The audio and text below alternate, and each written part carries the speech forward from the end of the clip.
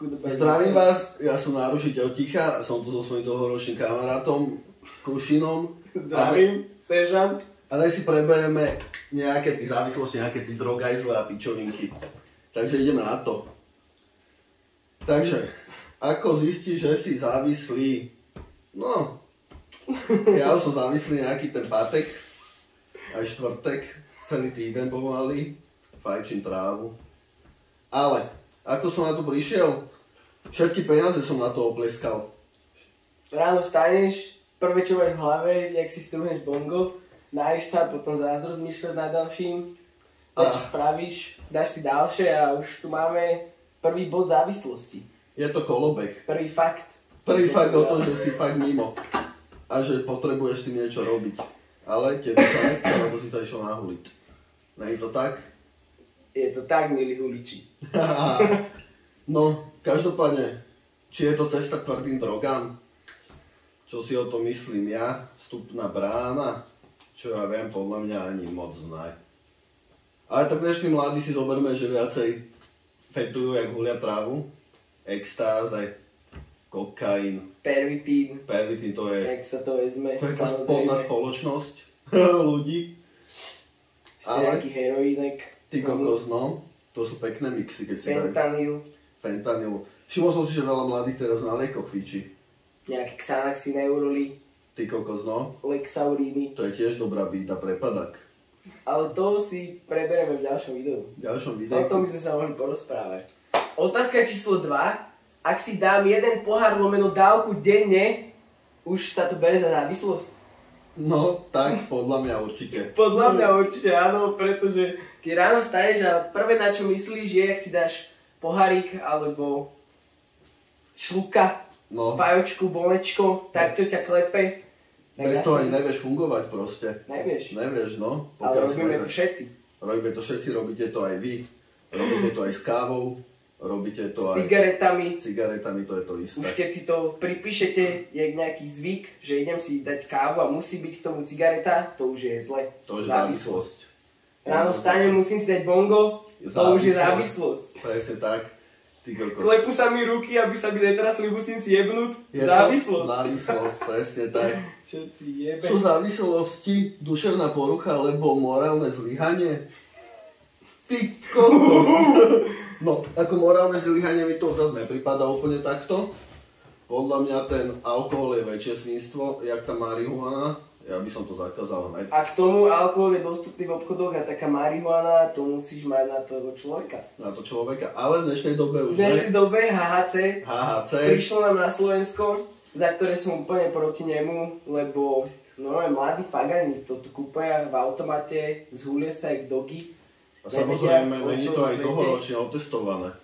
Dlhoročne otestované, čo to robí po 2, po 3 rokoch užívania. Vieš, marihuana tu bola dlhé roky. Také THC, to sa už hulí niekoľko generácií. 1000 ročí. 1000 ročí a pozrite sa, stále sme tu. Stále sme tu a stále fungujeme. Kto by povedal, že som si dal dneska nejaké 3-4 pučiky? Nikto. Neboli! No, čo tu máme ďalej? Spocený sebe, keď som sa nafetoval.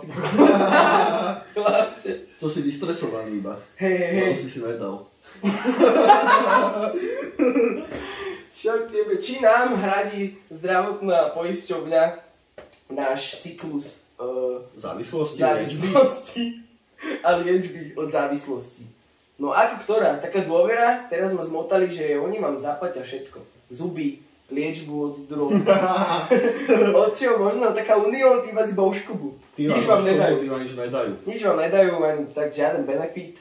Zdravotná, tá všeobecná, to je všeobecné, to sa nebudeme ani baviť. To sa nebudeme baviť, lebo tá už oškobala niekoľko tisíc ľudí. Niekoľko rokov. Niekoľko tisíc. Niekoľko rokov na scéne. No ale ja si osobne myslím, že hrádi im to iba do svojich 18 rokov.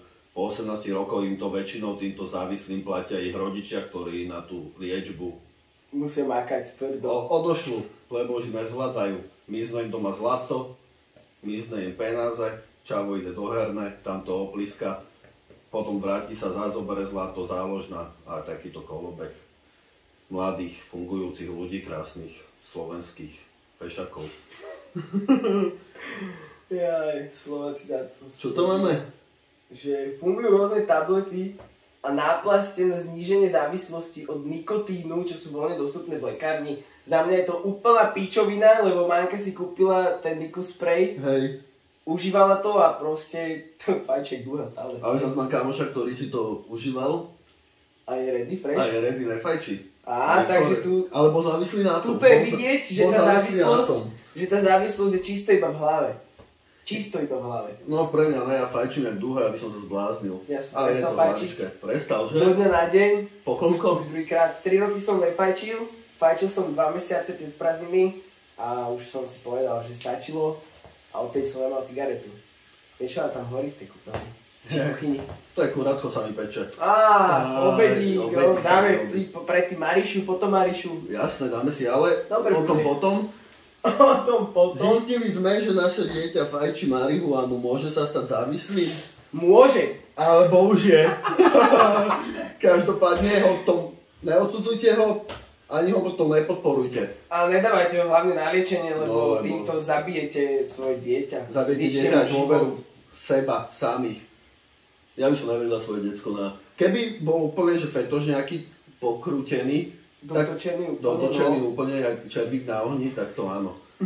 Ale inak by som nevedel, že hulíš, ak dneska to už v podstate normálne. Kto dneska nehulí, povedzme si. Ruky hore. Ruky hore, dajte nám palec, odber, like, koment. Keď nehulíte, a keď hulíte, tak dajte peniažky na účet, ale aj sa na to. No, čo tam máme ďalej? Tak to je piči. Že viackrát som sa snažil skončiť s pitím, ale moje okolie ma stále ponúka, ako mám odolať. No, tak prestať sa baviť s tými ľuďmi, pretože títo ľudia vás budú sťahovať len dolu. Tak ja, už som viete, koľkokrát chcel prestať?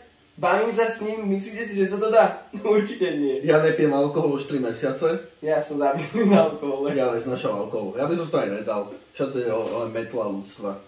Na alkohol sa bijú ženy. Ľudia sa bijú, váľajú sa po zemi. Kradnú deti. Kradnú deti a neviem, že to je úplne svinstvo. Na také Máriške, myslíte si, že sa vám chce niekomu najbať? On má spodný hák, všetko. Nechce. Myslíte, čo sa vám chce? Tak nožičky pekne. Ja si skopne mikrofón a budeme pekne piči. No, a to by bolo asi na teraz všetko, lebo musí si vybrať kurátko z trúby. Trošku Pofajčiť, dá sa do poriadku a vidíme sa na budúce.